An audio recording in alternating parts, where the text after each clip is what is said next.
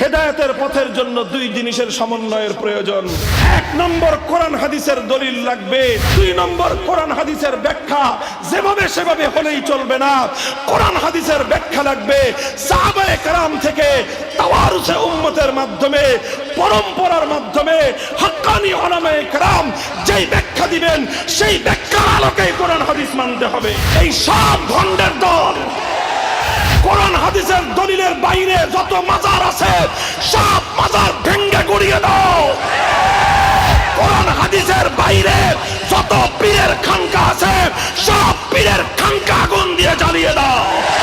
কোরআন হাদিসের সত্যিকার দলিলের বাইরে শায়েখ নামে যত ভণ্ড আছে সব ভণ্ডের আস্তানা গুড়িয়ে দাও। হলি স্টেপ, পবিত্র পথের যাত্রা। আজ উম্মতকে বহুমুখী ফিতনা গ্রাস করে চলছে, উম্মতকে বহুমুখী ফিতনা গ্রাস করে চলছে।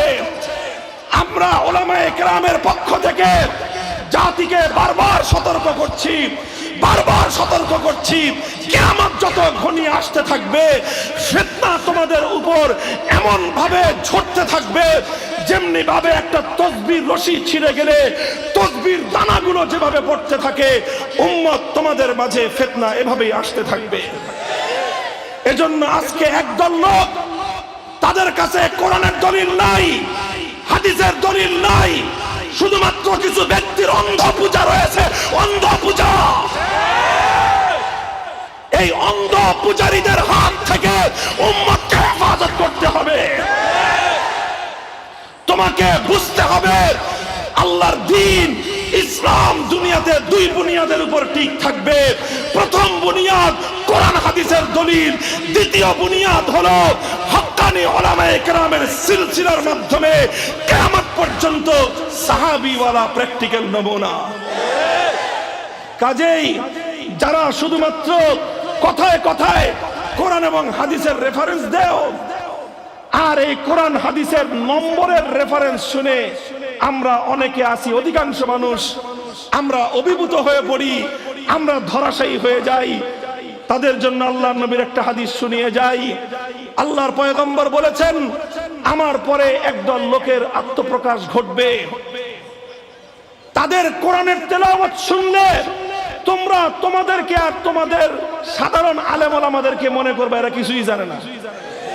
তাদের কোরআনের তেলাওয়াত হবে এত সুন্দর, এত মুগ্ধ, তাদের চেহারা সুরত হবে এত চমৎকার, এত সুন্দর, ওদের চেহারা দেখলে মনে হবে চেহারা থেকে নূর বের হয়, ওদের চেহারা দেখলে মনে হবে যে ওদের নামাজ আমাদের নামাজের চেয়ে কত সুন্দর, ওদের নামাজ মনে হবে তোমরা তোমাদের নামাজকে তাদের নামাজের সামনে কোনো নামাজই মনে করবে না।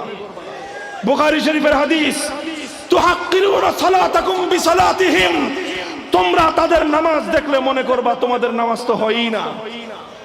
তোমরা তাদের কোরআন তেলাওয়াত শুনলে মুগ্ধ হয়ে যাবা, কিন্তু মনে রেখো ওই সমস্ত লোকদের অবস্থা হবে ওরা কোরআন পড়ে, ওরা কোরআন পড়ে কিন্তু লা ইউজাবিজু হানাজিরাহুম, তাদের কোরআন তাদের কণ্ঠস্বর থেকে আসে, তাদের কোরআনের তেলাওয়াত তাদের হৃদয় থেকে আসে না।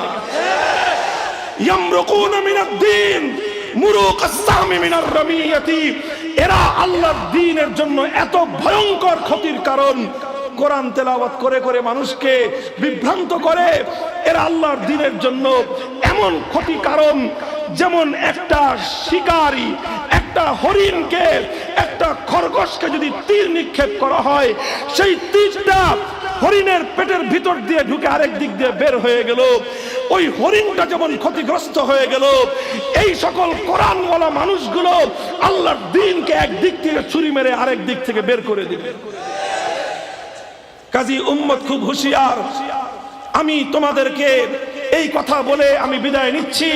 হেদায়েতের পথের জন্য দুই জিনিসের সমন্বয়ের প্রয়োজন। কয় জিনিস? কয় জিনিস? এক নম্বর কোরআন হাদিসের দলিল লাগবে, দুই নম্বর কোরআন হাদিসের ব্যাখ্যা। যেভাবে সেভাবে হলেই চলবে না, কোরআন হাদিসের ব্যাখ্যা লাগবে। সাহাবায়ে কেরাম থেকে তাওয়ারুসে উম্মতের মাধ্যমে, পরম্পরার মাধ্যমে হাক্কানি উলামায়ে কেরাম যেই ব্যাখ্যা দিবেন, সেই ব্যাখ্যার আলোকেই কোরআন হাদিস মানতে হবে। কাজেই কারো কাছে শুধু কোরআন হাদিস আছে কিন্তু কোরআন হাদিসের গ্রহণযোগ্য কোনো ব্যাখ্যা নাই, সে মূলত কোরআন হাদিসের দিকে মানুষকে ডাকে না, সে কোরআন হাদিসের নামে নিজের দল ভারী করতে চায়, নিজের দল ভারী করতে চায়, নিজের দল ভারী করতে চায়। আরেক দল মানুষ আছে যাদের কাছে কোরআন হাদিস নাই, কোরআনের দলিল নাই, হাদিসের দলিল নাই, বলবে আমাদের আমির সাহেব অনেক বড় মানুষ। কোরআনের দলিল নাই, হাদিসের দলিল নাই, বলবে আমাদের শায়েখ অনেক শিক্ষিত মানুষ। কোরআনের দলিল নাই, হাদিসের দলিল নাই, বলবে আমাদের পীর অনেক বড় বুজুর্গ মানুষ। কোরআনের দলিল নাই, হাদিসের দলিল নাই, বলবে আমাদের মাজার অনেক গরম। এই সব ভণ্ডের দল। কোরআন হাদিসের দলিলের বাইরে যত মাজার আছে সব মাজার ভেঙ্গে গুড়িয়ে দাও। কোরআন হাদিসের বাইরে যত পীরের খানকা আছে সব পীরের খানকা আগুন দিয়ে জ্বালিয়ে দাও। কোরআন হাদিসের সত্যিকার দলিলের বাইরে শায়েখ নামে যত ভণ্ড আছে সব ভণ্ডের আস্তানা গুড়িয়ে দাও।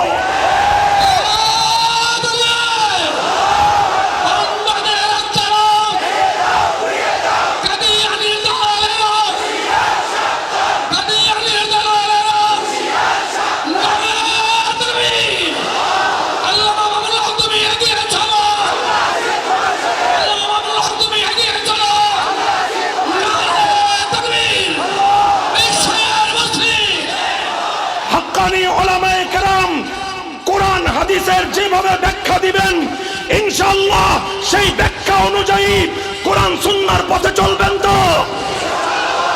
হক্কানি উলামায়ে কেরাম যখন জাতিকে ডাক দিবে আসো কোরআন সুন্নাহ শুধু ব্যক্তিগত জীবন নয়, পরিবার জীবন নয়, কোরআন সুন্নাহর আলোকে একটি সমাজ গড়বার চেষ্টা করি। হক্কানি উলামায়ে কেরামের নেতৃত্বে আল কোরআনের সমাজ গড়বার জন্য রাজপথে ডাকলে রাজপথে